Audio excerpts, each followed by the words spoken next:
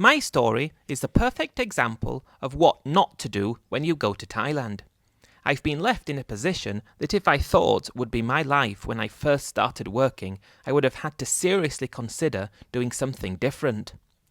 My life has been turned upside down and ripped to shreds by somebody that I loved more than life itself, and I seriously regret having dreams that turned out to be more like the worst kind of nightmare. I want to give you a shout out for your channel. I know if I'd seen warnings like those that appear on your channel before I did what I did, I would have stopped and thought twice. The problem was, I was so lonely. I'd been lonely for as long as I can remember, and I'd heard stories that told of how perfect girls from Thailand were. They'd treat you like a king, put you in front of themselves at every step of the relationship, and would make you feel loved and special. I'd seen people taking their wives from Thailand back home, and they always seemed to be so happy and fulfilled in their relationship. I thought that was my best chance of finally finding love. I spent years dreaming about the day that I would go to Thailand, and the day I would find a girl who would change my life for the better. I did go to Thailand. I did find a girl, and she most definitely did change my life. The problem I faced was, it wasn't for the better. It was for the worse. A little bit about myself. As of writing this, I'm 70 years old. I think I'm a young 70, and I'm fortunate enough to be active. I still go for walks around my local area here in England, and that's how I cope with my day-to-day existence. I live in a small back-to-back terrace house that I rent with the help of housing benefit, but my life was not meant to turn out like this. My only source of pleasure are the walks I go on and the pubs dotted around the countryside that I can walk to. I was meant to be living and retired in Thailand. That's where I was until 2 years ago when everything fell apart. In early 2015, I was still working the same job that I had done for the past 30 years, and I wasn't getting anywhere. I had turned 60 then and didn't have any savings. I didn't have a house. I didn't have anything apart from a car that I guess was worth at most £1,500. I had been to Thailand on holiday 5 years prior, but I wanted to be there full time. I wanted to retire to Thailand after that holiday, but at the moment I didn't have any money to be able to follow that dream. When my mum sadly passed away just after 2015 rolled around, it was the hardest moment of my life. But what it did do was give me the house that she had lived in most of her life. With that, I finally had financial ability. The financial ability to follow the dreams that I had for a long time, and that was to retire to Thailand. The house was worth approximately £150,000. That was the most money I had ever seen, and after probate on the will, which took so much longer than I was expecting, I put the house up for sale, and 4 months later it had sold and the money was deposited in my bank. That rush you get when you see the money landing in your account, and you feel like finally I'm able to follow the dreams that I've had for such a long time. I bet up until that moment, the most amount of money I'd ever had in my account at one time, it wouldn't even have been £5,000. So I felt like a rich man. I knew what I could do with that money in England, £150,000, but in Thailand I thought I would get more than double the value out of it. I thought it would see me out, enjoying my life in a part of the world where life was meant to be enjoyed. Quitting the job was the best feeling of all. Feeling like you don't have to work anymore. It's one of those that you can just not replace. The problem with all this was, in order for me to be in this position, I had to lose my mum. That was a very upsetting experience, and that has stayed with me until this day. It also means that the stupid things I'd done have caused me to lose everything that she left to me, and I'm embarrassed to admit that. But if I can help somebody else, I'm more than happy to take any criticism and ridicule that might come my way. I always wanted to enjoy my life, but I was always so far away from being able to do so. But this story is how I tried to follow my dreams. It is also a stark warning about how many people and how mean people can be, and how it is possible to lose everything you have quickly. When I told my friends I was leaving to Thailand, they all thought I was making a huge mistake.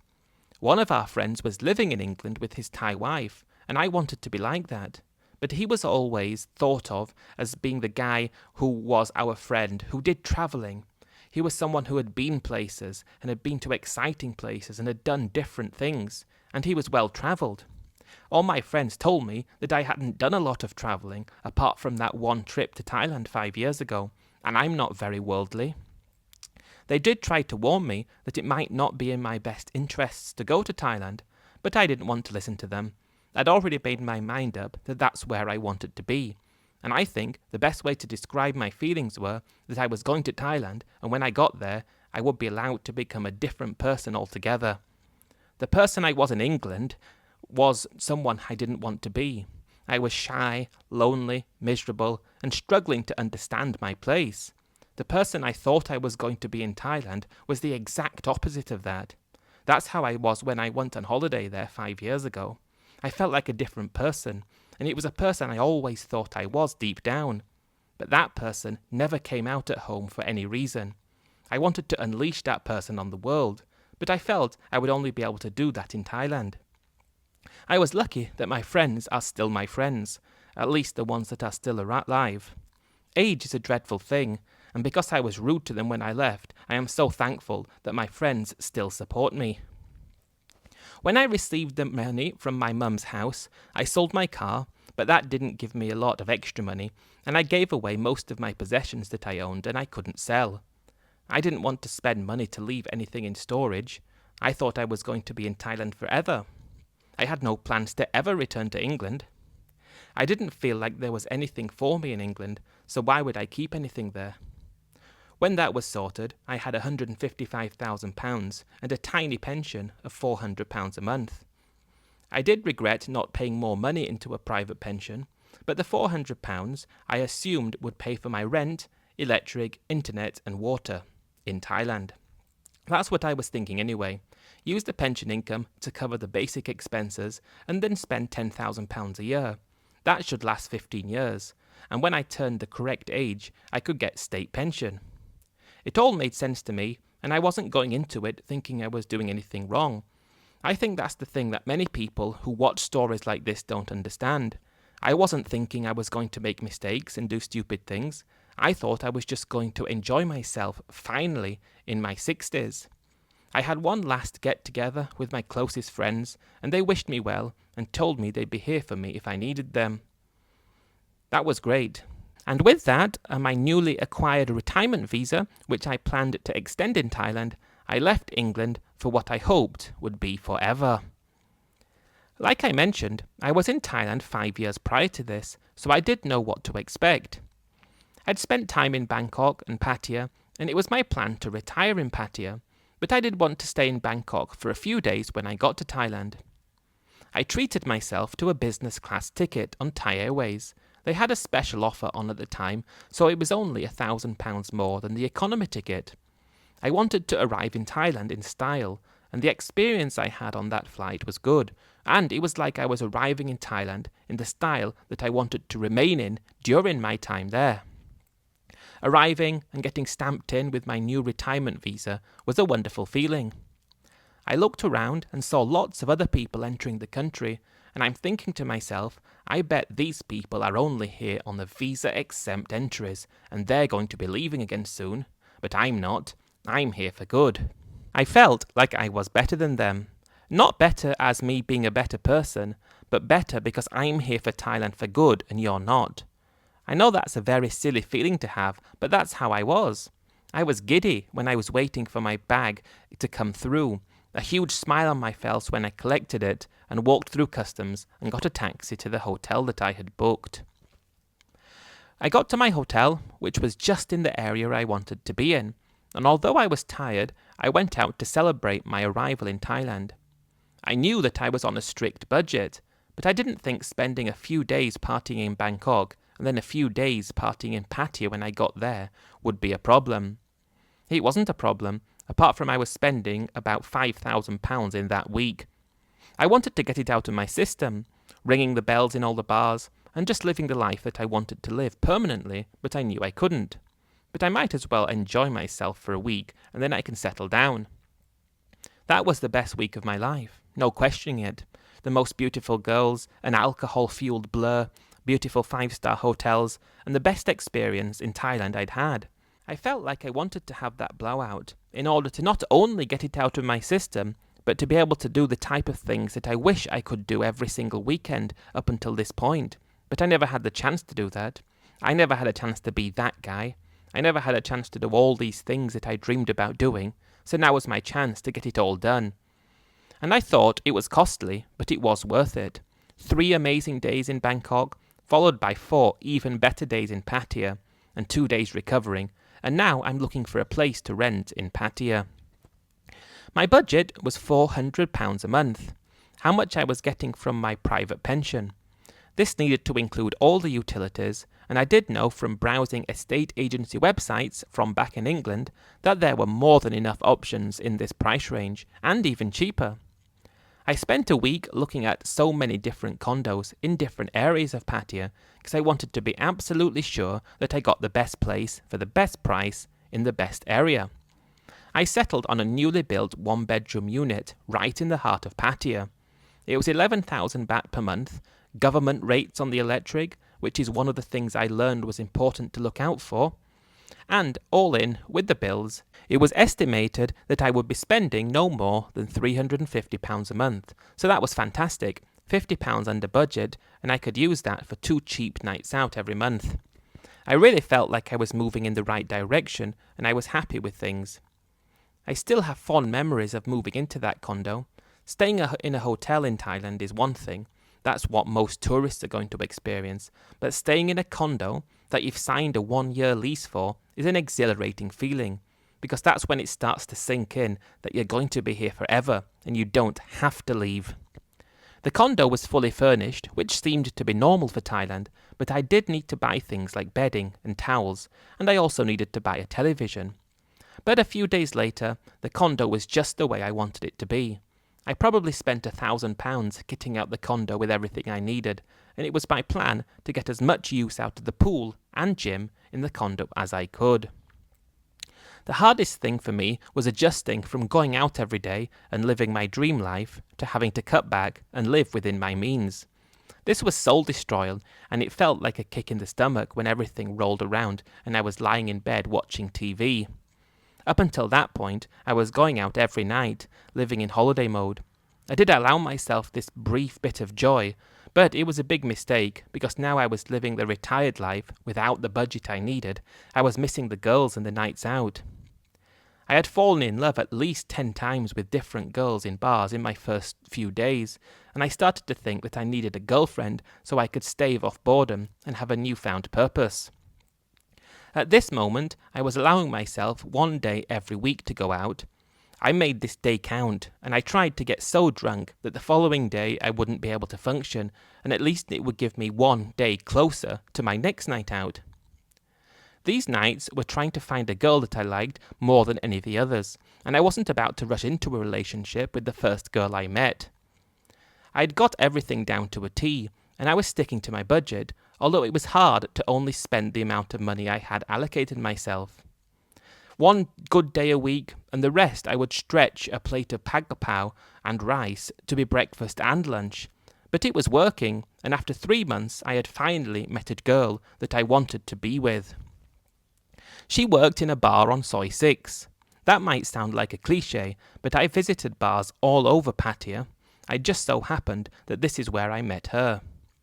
Her nickname was Ice. She was 34 years old, and when she told me her story, I didn't know that was typical of girls in her position when she told it to me. Separated from her Thai husband and a son back in the village in Isan living with her parents, and she sent financial support to them every month. The other girls I spent time with in bars, I never even got as far as asking questions like this, so I thought this was a unique scenario, and I felt sorry for her in the sense that she wasn't able to live with her son. And I also felt she must have a tremendous work ethic to put herself through this for her family.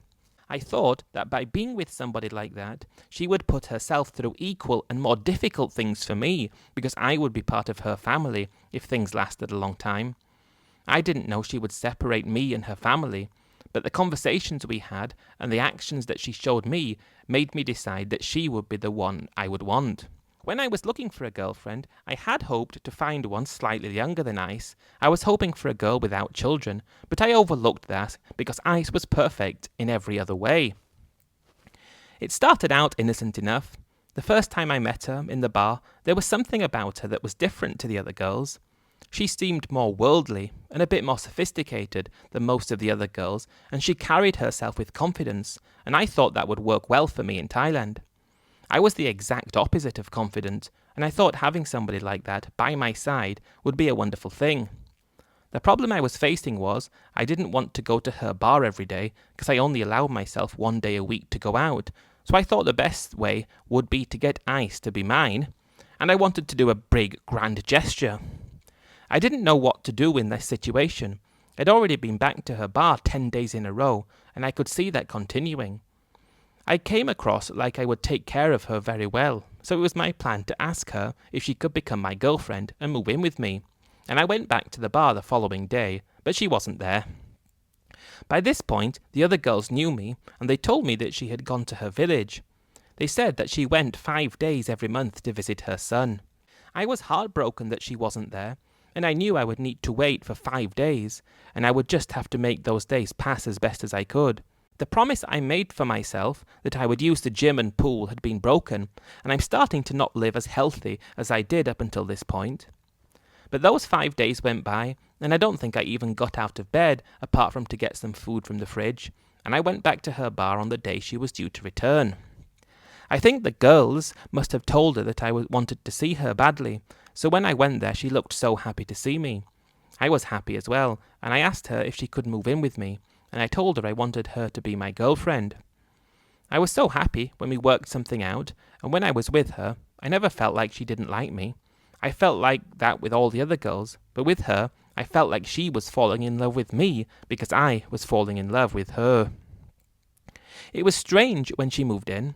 I had agreed to give her an allowance of 20,000 baht every month, and I thought that with this, she would pay for half the bills, including the rent and half the meals when we went out, and half the shopping. I quickly learned that that's not how it worked, and that was a bit of a worry because I was expecting her to cover half the costs with that. When I found out that I had to pay for everything as well as this allowance, it really did put a strain on the budget. But the first week with her was the best we had, living life exactly how I expected, waking up late, having some breakfast, watching TV, spending time with my girlfriend, cooking lunch, spending more time with her, watching TV more, playing on the computer, having dinner and going to bed. It was a perfect existence because I now had a girlfriend, and she seemed to want to do exactly what I wanted to do for the first week, and I was really enjoying my life when I thought she was happy with me. After a week, she said she was bored, and can we go out tonight?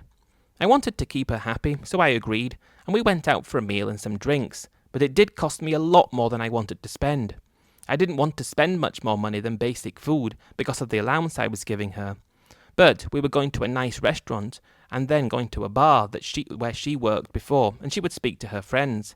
And I probably spent 5,000 baht on that night out, but I didn't care that was 20 times my daily budget for myself. I was just having such a good time with her, and we started to go out 2 or 3 times a week. Then came her time to go and visit her family, and I was expecting to go with her. But when I said let's go, she looked at me like I was from another planet and said that she's going herself. Oh, I need an extra 20,000 as well, she said, on that first time she went. I was not happy, but I didn't think twice, and I gave her the money. But I knew that she'd be gone for 5 days, and I would be eating really cheap food and not going out. But that was fine with me, because when she returned, life could resume. It was difficult to call her when she was in the village, because she said there was bad signal, and when she called me though, we spoke, and she wasn't busy, and I was excited for her to return. When she did return, she looked happy and content, and it was wonderful to have her back. And I'm hoping that she just wants to settle down and relax for a few weeks and not do much of anything. But after a few days, she's wanting to go out more, and I don't have the heart to say no, and I'm spending too much money. It was around this time that there was an emergency back in the village. Somebody had crashed a car and they didn't have insurance, and they were going to have legal problems if they didn't pay to get the other person's car fixed. It sounded like a really bad situation, and she asked me if I could help out with 100,000 baht. It was very difficult to give her that money because I knew that was meant to last for a long time, but I was not in a position to be able to decline the request because when I started this talk to her, saying no, I could see her face not look happy anymore, and I needed her to be happy so that I could continue living this life that I was enjoying so much. She had me wrapped around her little finger, but the feeling I got from being with her made me overlook doing things that I didn't even want to do.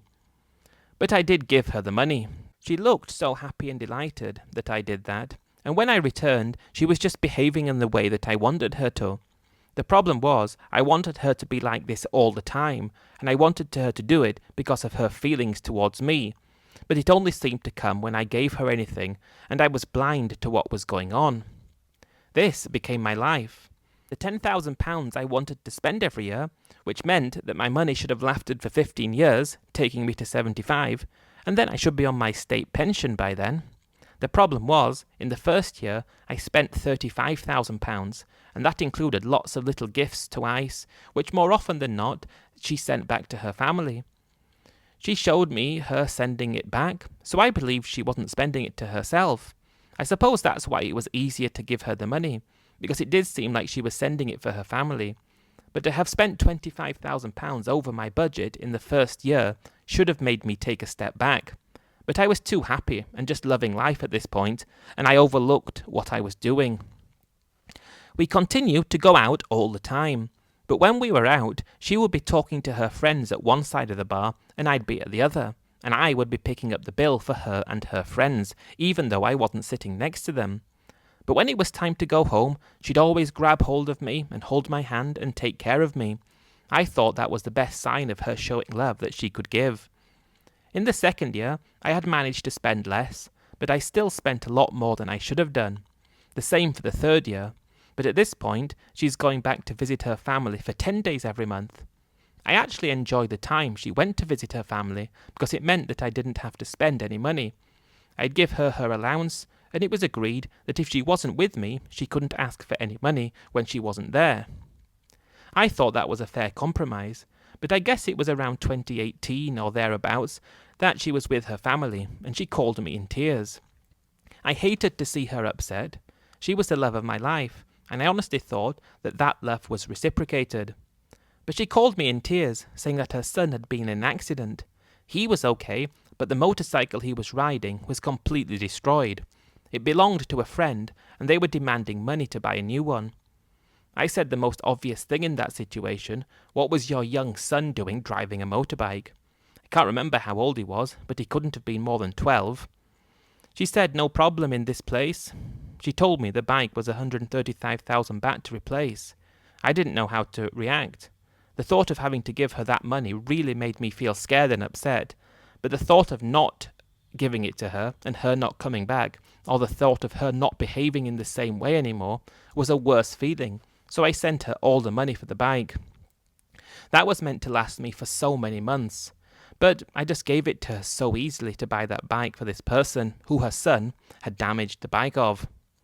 I looked at the bike's price and I thought you should be able to get one for 50,000 baht, but apparently this was an off-road bike and that's how much it cost.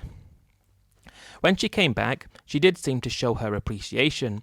She said she was sorry and she knew I was trying to save money and she wouldn't ask again unless it was a big emergency.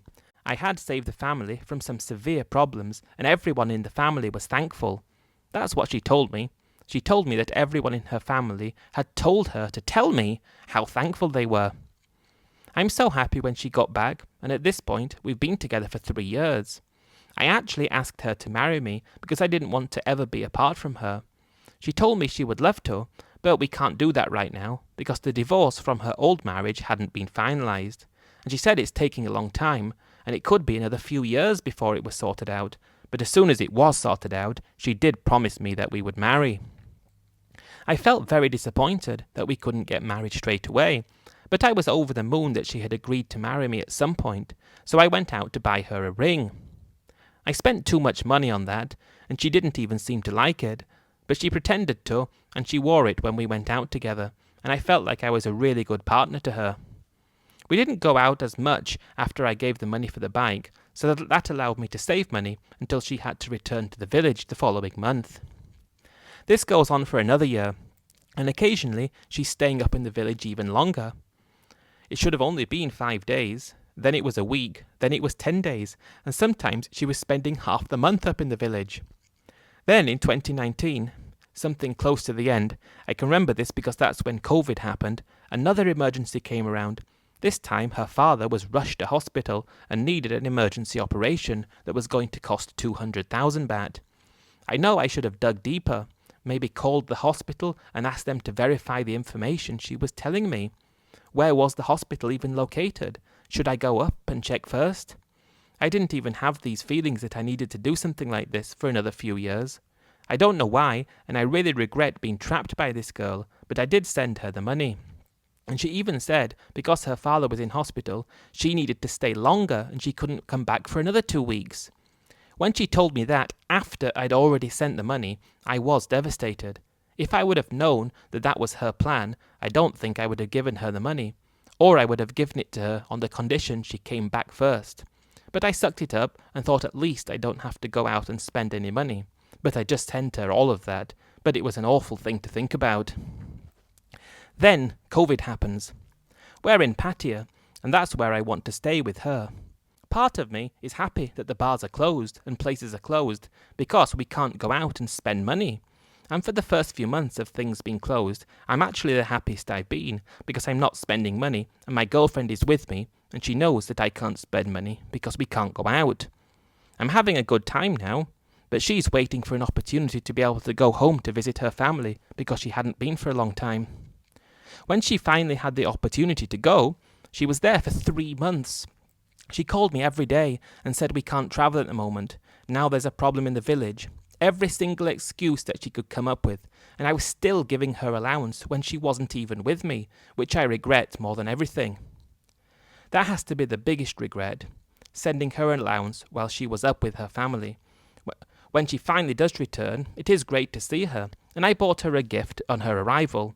Only a small gold chain, but I wanted her to understand that I wanted her to be with me.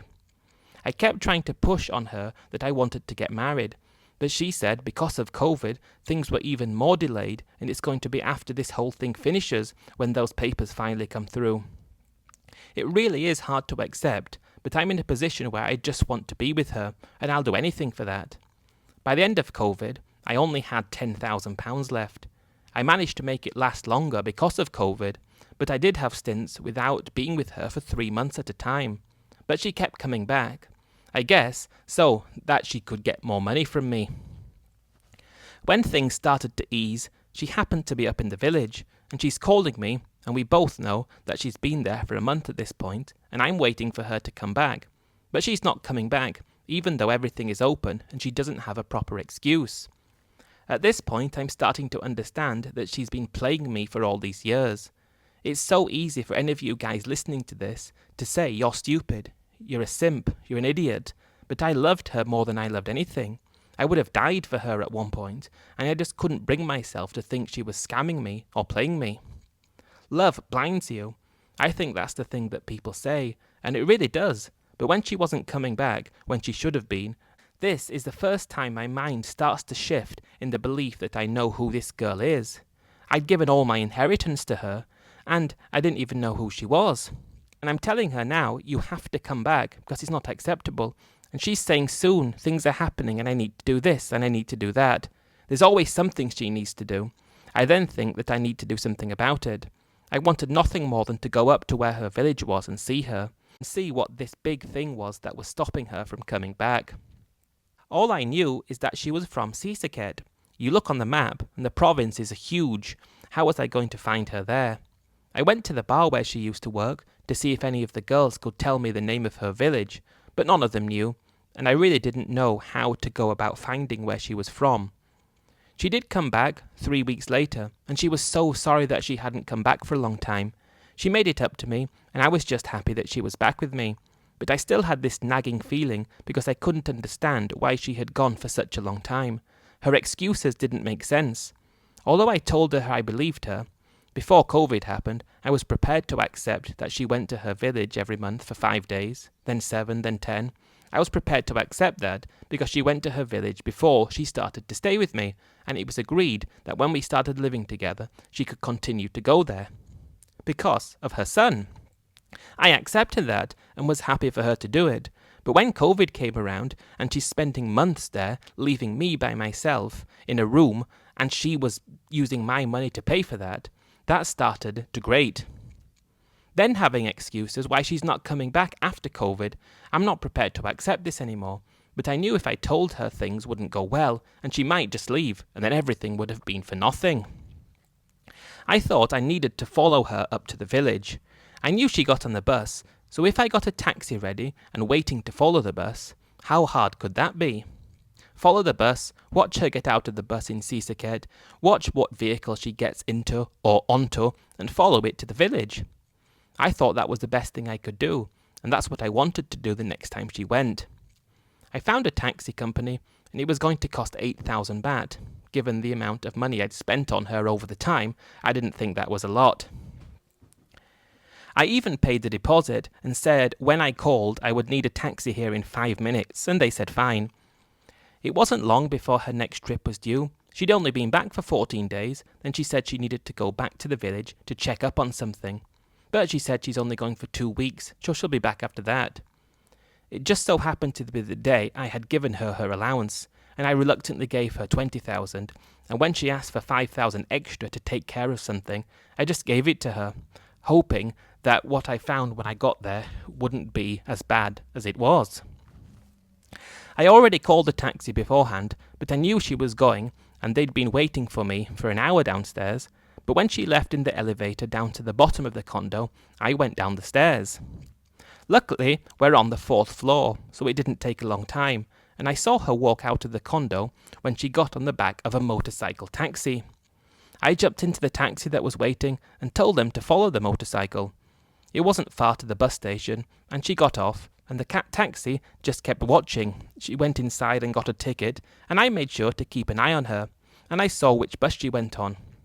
I then just told the taxi driver to follow the bus all the way to Sisaket. Don't stop unless they stop. That was the most stressful journey I'd been on, but the taxi driver did a really good job. I mean, how hard was it to follow a bus? It was just making sure we didn't lose them. And when they stopped, we stopped, in the same place but a long way away, and just made sure we didn't lose them.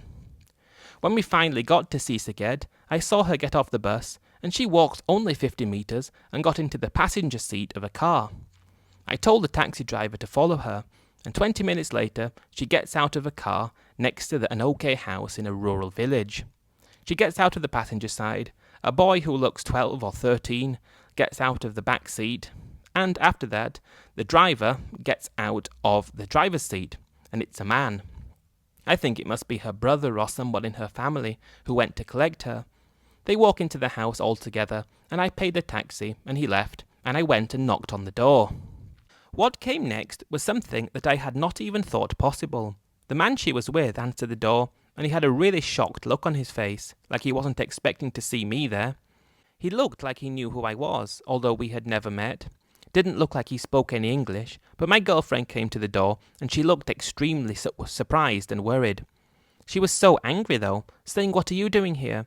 I told her that I've been giving you so much money, and since COVID happened, you've been coming here too often, and you haven't been giving me proper reasons, and what's going on? Who is this? She said it's her brother. I think that's the only thing she could have said, but I had no reason to disbelieve her. So I greeted him in the traditional Thai way, and they welcomed me into the house. I was happy to see my girlfriend. I embraced her, and she hugged me back, but she did in a way like I could tell she didn't want to. I'd never seen her do it like that before. At this point, I still didn't know. I honestly thought that was her brother, and I said I was looking forward to stay here for a few days. I've always wanted to come and visit, but you never let me. So, here I am, and I'm here to stay. She said I couldn't stay here. Apparently, because we weren't married, we weren't allowed to stay there. When I said, what about when we stay together in the condo? She said that was different, because this is her village, so it matters here. She told me there was a hotel not far away, and I could stay there. And I said, as long as you stay with me, and she told me she couldn't do that either. She didn't say why, she just said she couldn't. And I was getting a bit upset now because I thought I'd come all this way to show her how much I cared about her, and she didn't act like she wanted me there. Now, of course, I know why she didn't want me there, but no matter what I said, she wouldn't agree to me staying there, so I reluctantly said, I'll go to the hotel. Her brother offered me a beer, and we sat down and drank it, and I'm still oblivious to what the situation is. He was the one who drove me to the hotel. It was only 400 baht for the night. He seemed to have a decent car, and they had a decent layout in the house. It looked far different to all the other houses in the area, so I thought her brother must be doing well for himself. When I got to the hotel, I went to a shop close by and got some beers, and just sat outside. Then I had a thought come over me like, hang on, that might not be her brother. Something in my mind just clicked, and then I thought, what if it was not her brother? What happens if it was her Thai husband, the one that she's been waiting to get divorced from, but the papers haven't come through? Why didn't I think of that before? But I knew I needed to go back to the house and see what's going on. I remembered the directions, and it would only take me 20 minutes to walk back. So that's what I did. I walked back to the house and knocked on the door again. She answered and looked really angry that I was back again, but I asked her to tell me the truth.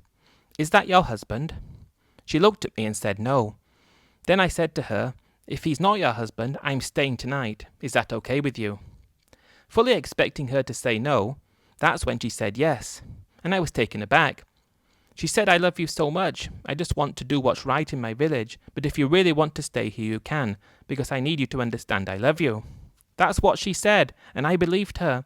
Her brother was there, and she had a conversation with him, and the look on his face was that of disappointment, but I guess he knew what the game was. That night, I found myself in her house, in the bedroom with her, and her brother sleeping on the sofa. But I really felt like she was telling me the truth, and that was scary. The thoughts I had that he was actually her husband were just ridiculous thoughts. So I agreed to go back to the hotel so she can be happy and look good in the village the next day. I told her I had to stay until she went back to Pattaya with me, and she said that's okay, but thank you for not staying in the house again. So it was quite a strange week. Her brother had come to pick me up in the morning, and we'd go back to the house and have something to eat, and I was just looking forward to going back to Pattaya as soon as possible. I hadn't seen anyone else in her family at this point, but she said there was a big family gathering that they were having before she went back to Pattaya, but she said she didn't want me to go because all the family was there and she hadn't told me about them yet. I said that's not acceptable. You told me before that they said they were thankful that I had brought a bike for your son who had damaged his French bike. Can you remember telling me that? Then she said yes, that's true, but she hadn't spoken about me since. I said a perfect time to introduce me as the guy who helped you out. She had nothing to say because of things she said in the past, so again she agreed. The looks I was getting from people in her family were like looks I'd never seen before, but they all seemed to be friendly and made me feel welcome. There were lots of people there. I think somebody was getting married in the local village, and not long after it had started, this was around lunchtime, another foreigner and his Thai wife showed up. As he was the only other foreigner there, we quickly started talking. I told him who my girlfriend was, and he told me he was married, and he's lived in the area for a long time. When I did tell him who my girlfriend was, he looked at me like, oh no, I'm going to have to let you into something here. My girlfriend could see me talking to this man, and she rushed over to me quickly and said she had to tell me something and pulled me away. She made up something about her friend had opened a new bar in Pattaya and she had just found out, and she can't wait to take us there because on the first night all the drinks are free. That's funny, I said. Then she said to me that that man is a bad man, nobody like him in the village, so be careful with him. What a strange thing to say, I thought, but it didn't sound like a bad man, so I went back to talk to him, and that's when he told me that my girlfriend was actually married to her brother, so it wasn't her brother at all. My worst suspicions were true, and he just said, don't tell anybody I told you. Find out yourself. At that moment, I had no idea what to do. I just pretended like he didn't tell me what he did tell me, and went about the rest of the gathering like nothing was going on. It lasted all day, and I did have a lot to drink. Funny this time I wasn't asked to pay, and I was enjoying that because it had never happened before. When all the guests finally left, her brother drove me back to the hotel, and at this point I'm pretty sure he's not her brother, and he drops me off. I've already decided that I'm going to go back at night time. That way I could see everything for what it was. I waited until 10 p.m. and I walked back to the house. That was a very scary experience. So many street dogs barking at me. I even had one chase me, but luckily I was holding a bottle of Coke that was still mostly full, so I used that to fend off the dog, and as soon as I walked past the place it lived, it calmed down. But I did get back to the house, and I remembered where the bedroom was. It was a single-story house, and I walked around the side, but I couldn't see anything because the curtains were pulled. I knocked loudly on the window, hoping to catch people off guard, and sure enough the window was opened, and her brother, still half asleep, looked at me. And then I shone the light from my phone inside, and they were both sleeping together. I shouted out, "I've caught you now," and she knew the game was up. I wanted to talk about it. I wanted to speak to her and her husband and get to the bottom of why she'd lied to me for all that time. But she just told me to go. That's all she said. Go, leave, leave. "I want to talk with you," I said, but she didn't want anything to do with that, and she wouldn't agree to talk with me.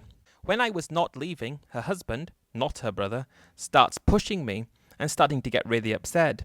And I'm visibly crying, asking her what's going on, why has she done this to me? How have you dared ruin my life? I'm not leaving, and at this point her mother and father appear. They've been on it the whole time because they're pushing me and trying to get me to leave. I lost it, and I'm just shouting, "Give me my money back, give me my money back." But she said if I don't leave, they're going to call the police. And we're in a rural village in Thailand, and they're not going to think anything to make you, a stupid Farang, leave. I asked her, "When can we speak about this?" And she said, "Never, we're through. We're not together anymore." And at that point, the severity of how things had dawned on me had come to realization. She'd been playing me, for this point, 8 years, and her husband had been here the whole time. What kind of man would be prepared to accept that? But if you looked around, he had a better house than everyone, he had a car and nobody else did, and his house looked good inside and he didn't need to work. I wouldn't accept that, but obviously he would. But it had dawned on me that I was never anything to her, and I finally had to leave. Someone in the village did give me a lift into Sisaket, and I got the bus back to Bangkok and then to Pattaya. When I got to my condo, I realised my Thailand life was over. I knew I'd need to return home, wait for my state pension, and then I could return to Thailand and try again, and I knew I wasn't far away from getting the pension. Leaving Thailand was the worst thing that ever happened to me, because when I got home, I realised that I shouldn't be there. Although I would have enough money to live in Thailand on my pension and the state pension, it wouldn't be enough for me to live the life I wanted to live, and I'd already gone down that pathway of thinking I was in love with someone who was just using me. From my inheritance, I would guess that I gave her at least 3/4 of it, whether it was taking her out for meals and drinks, or money that I gave her directly, a lot of which I haven't even talked about in this email. She had so much money from me, and when I found out that she was giving it to her husband, I did feel like I was stupid for allowing myself to fall for those tricks. But I loved her. I loved her so much. I would have died for her. But what she did to me was disgusting, and there's nothing I can do about it, apart from warn others that there are certain things you need to check. For me, her reluctance to get married, saying we could get married later, should have been a red flag. The fact that she didn't want me to go and visit her village, even no matter how long we stayed together, that should have been a red flag. The fact that she was spending more and more time in her village the longer we stayed together, that should have been a red flag. But I kept overlooking this, giving her money, and she kept giving it to her husband. At least he had the indignity of me spending a night in his house, but I bet he doesn't even see it like that. He probably sees it as a small price to pay for not having to work one day for the past 10 years and having a better house and car than everyone else. I'll never know how he feels, but he's got her now, and I don't, and I've got to accept that, and I can never go back to Thailand again. Even though I could afford a basic existence, I can't have what I want there, because people aren't like what I thought they were. I thought that the girls that worked in bars were different, in search of a knight in shining armour, and that's what I thought I was. I honestly thought I was a knight in shining armour there to save the day of this beautiful Thai girl, and I thought she would have been happy because of it. Talk about being so badly wrong.